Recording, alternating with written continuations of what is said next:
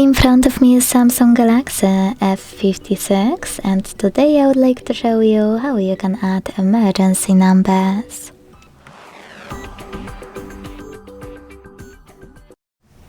Begin by opening Settings and scrolling down to hit Safety and Emergency.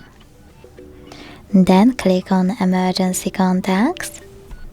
Select Add Emergency Contact and click on the ones you wish to add. When you finished, hit Done. As you can see, all of my contacts were successfully added.